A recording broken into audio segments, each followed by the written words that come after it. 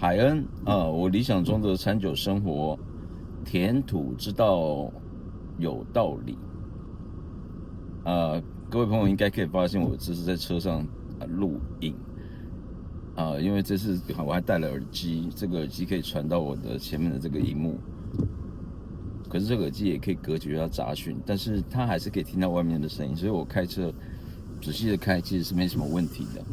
因为这边的路很大，所以我住的地方很偏僻，等一下一路上其实没有什么车子，包含如果以后我有到比较就是类似像这样的情景的话，我觉得如果可以一面开车一面讲话，我觉得其实还蛮不会无聊的啦。其实这样更不会想要打瞌睡。当然我还是要提醒大家，就是说我这个还是以开车为主我在看都是在看前面的状况，并不会说只为了录影然后什么都不看，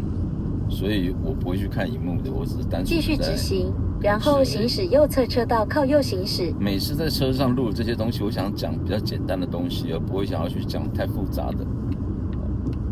就是谈那个理论性的东西，那就没有必要了。行驶右侧车道，靠右行驶。我今天要谈的主题是什么时候该喝酒？什么时候该喝酒？指的并不是说然后在第一个路口右转，进入延平路，而是对于我们最熟悉的，比如说我们讲葡萄酒或清酒什么时候我们在前方红绿灯右转进入延平路？什么时候呢？我可以这个没有顾忌的觉得说这个酒已经，比如说已经熟成了，或者是说这个酒是最好的状态底下，我们才把它打开来喝。前方1公里处右转，我先用一个很简单的例子来说明就是说今天如果你去便利商店买这个啤酒的话，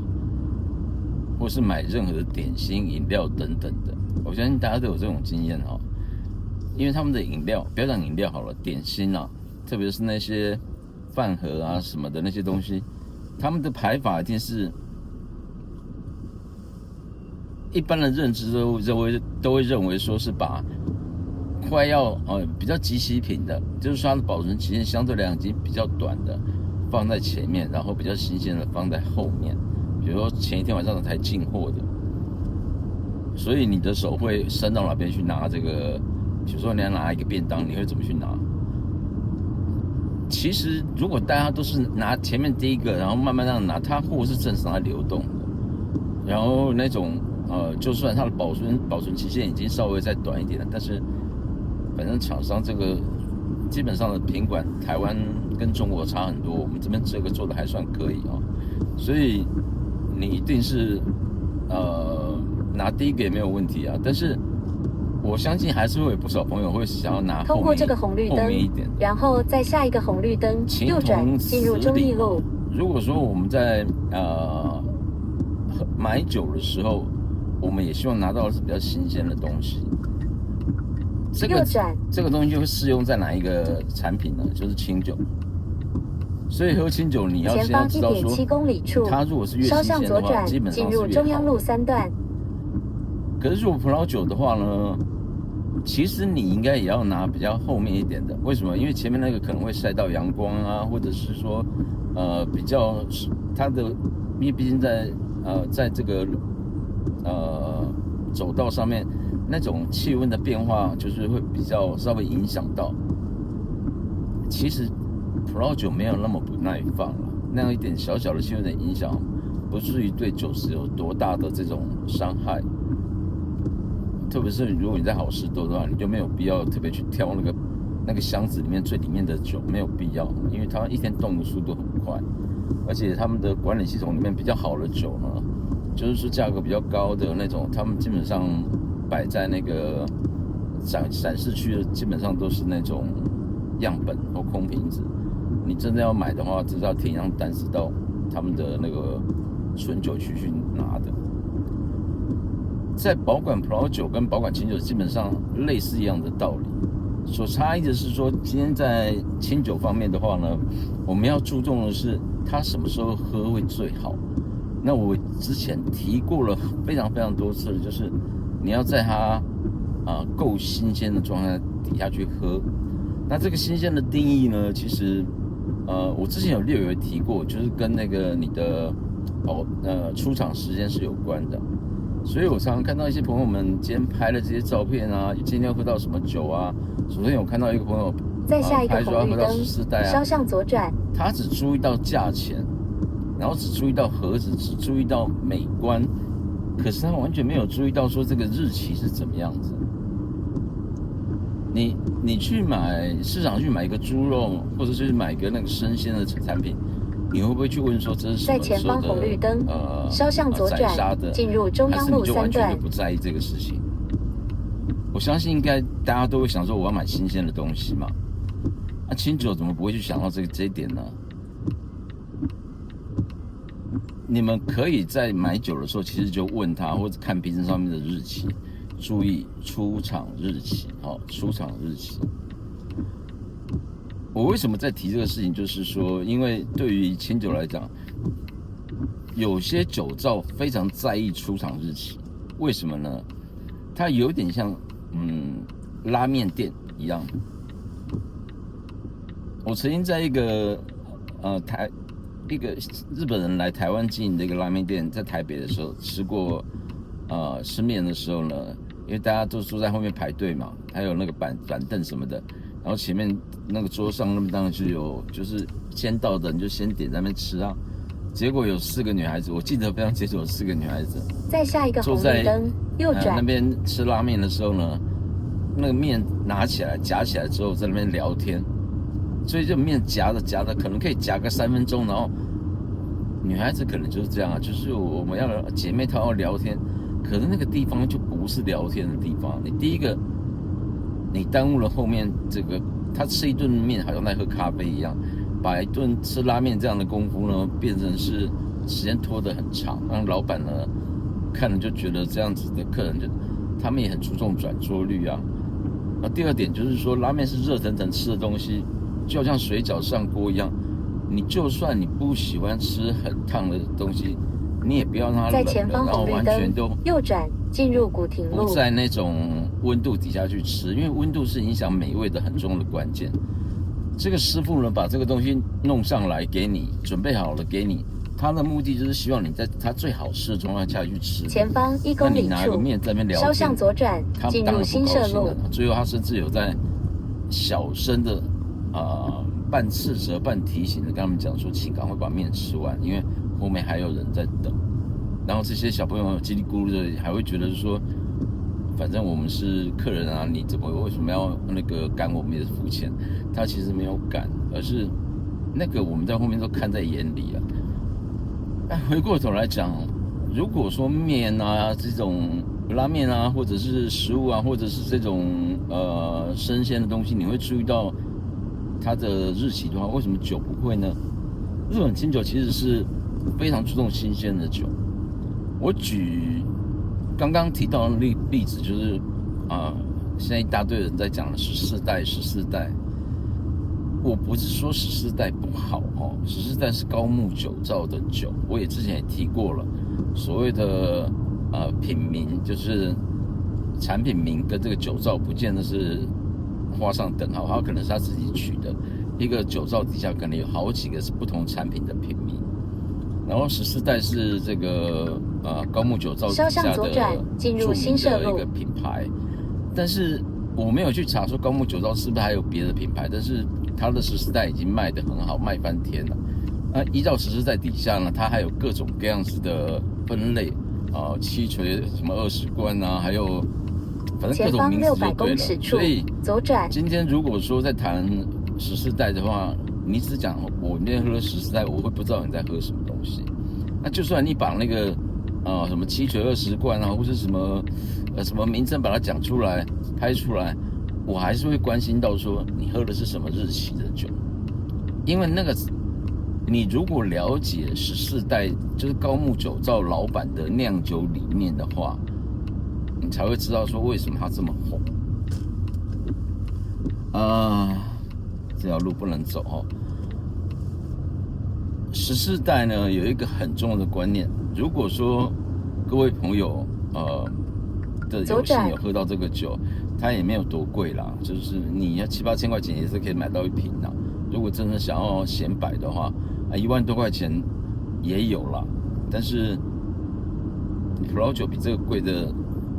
很多啊，真的很多啊。那 Burgundy 或是波尔多鲁大葡萄酒那一瓶，现在搞不好3、4万这些都跑不掉了。而且我讲的是新年份的。高木酒庄的老板呢，他酿酒的理念是呢，如果各位有看到我前2天拍的那个有关于清酒的酿造流程的话，最后有一个压榨完了之后，它会变成清酒嘛，那可能也要装瓶啊，或者是其实我有稍微提了一下，它可能装瓶，或是可能还是先把它保存的，放在珐琅桶里面。为什么？这差别在哪里？用红酒的角度来思考，就是说，我现在单纯只讲高木酒造，在他们的认知里面，在那个高木酒造的这个杜氏老板兼杜氏，他的认知里面，他认为清酒也是会有变化的。当然，它的变化呢，比较不像是葡萄酒说什么，内部的一些化学物质的一些反应或什么的，需要长时间的。但是他认为说，清酒刚酿造好了，味道呢，喝起来最主要是因为酒精刚产生的时候，它里面的东西都通过这条街道，然后左转，进入壮滨路5段151巷，口感就会有差异。然后当然它也是会有一些熟成的效果，就是有些东西会彼此会产生化学反应嘛，里面的一些物质，前方250公尺处，所以他认为说，进入壮滨路他一开始刚压榨好了酒，他不会装瓶马上就上市，他会放在桶子里面呢。然后，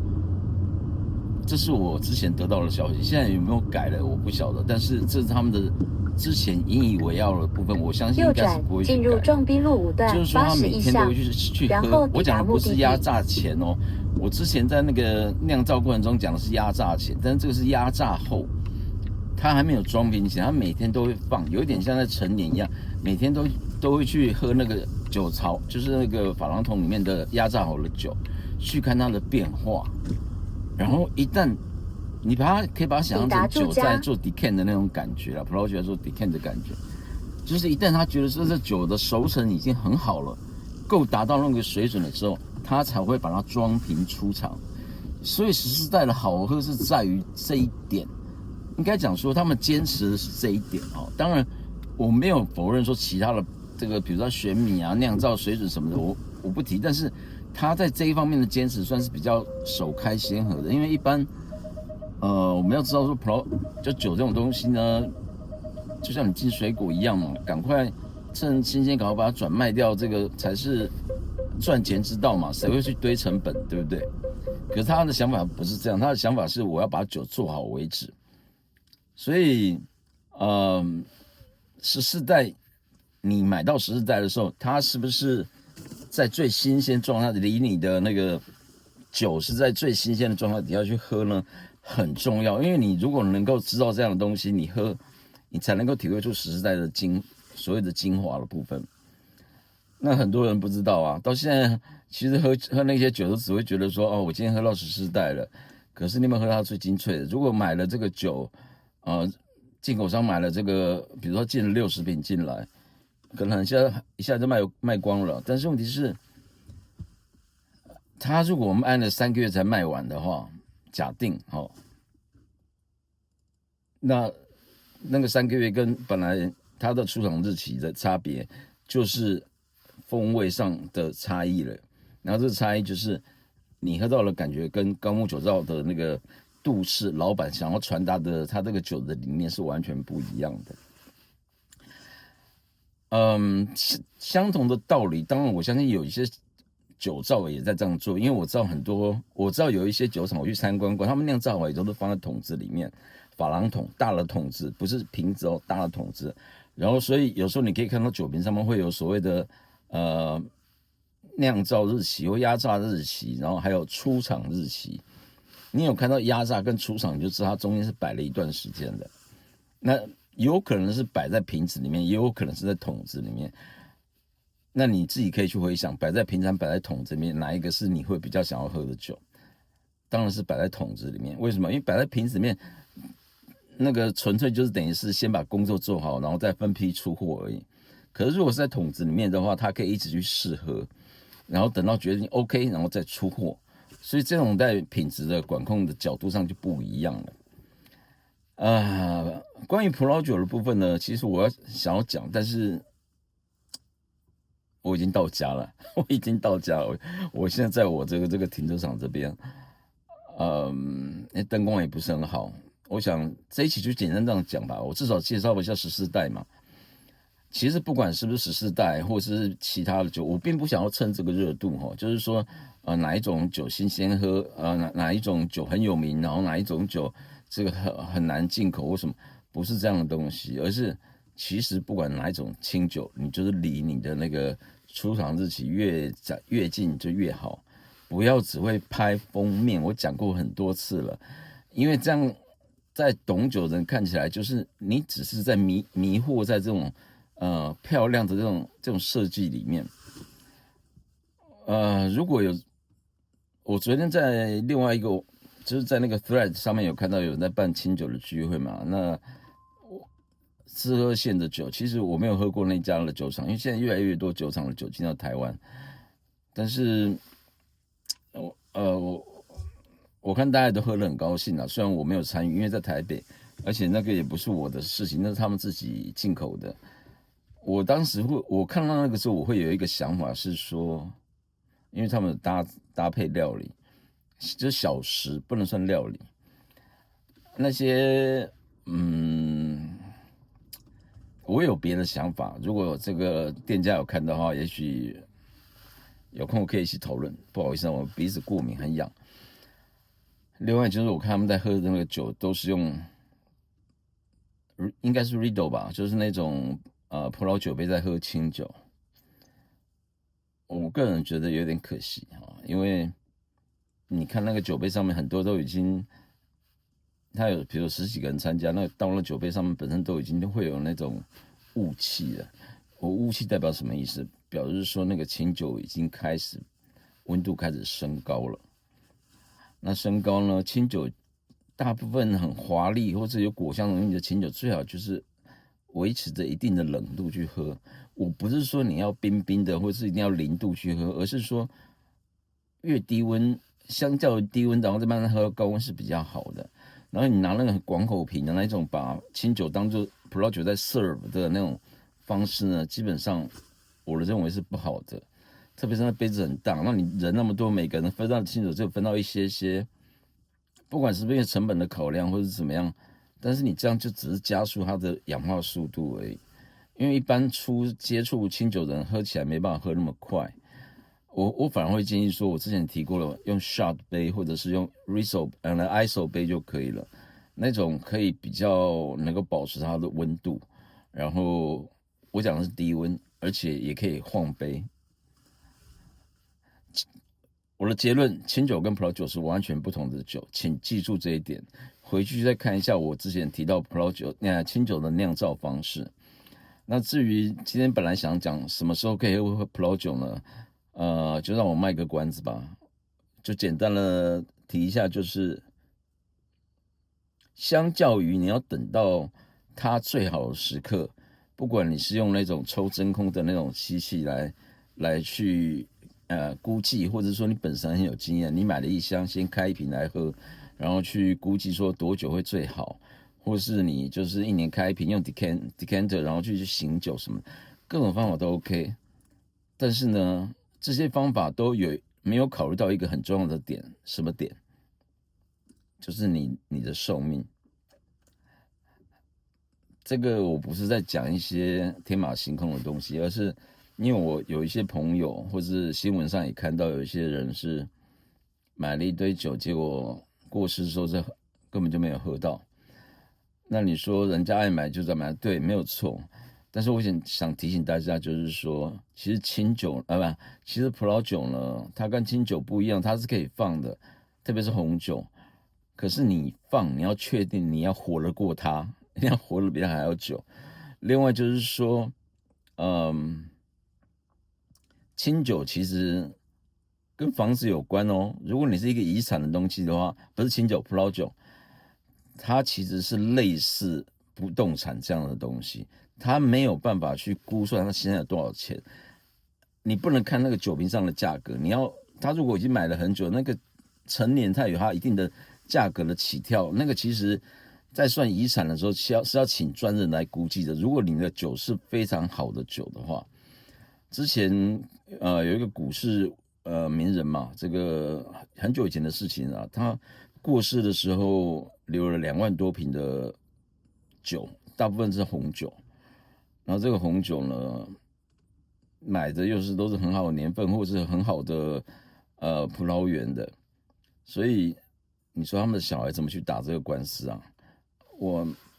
不一定都会争产啊，但是那个的酒的价值是多少？那个绝对不是说如果2个小朋友然后把它除以2就好了，不是的，他们必须要找鉴价师来去评判这些东西。那后来怎么解决我不知道，因为那时候我知道这个新闻的时候，我只是一个很粗浅的酒友而已。但是我现在再回头来想到这些事情的时候，我会觉得说，葡萄酒其实也是很麻烦的事情。还想讲更多，但是我已经在我的停车房里面留了一段时间了，所以这个灯光还是我用这种灯光来照的，这我放在车上的。那今天这集就讲到这里。希望大家能够接受我这样开车，有时候不是没有办法讲得很仔细，因为安全第一嘛，我还是以安全为重嘛。但是如果这样成功的话，以后我就可以多出几集了，而且讲一些比较幽默风趣的、比较属于小故事的部分，而不会这么的好像在听演讲一样不好。22分钟加上前面的前言，我觉得20分钟左右差不多。好。田土之道，田地的田，土有道理。好，海恩，我理想中的餐酒生活，拜拜。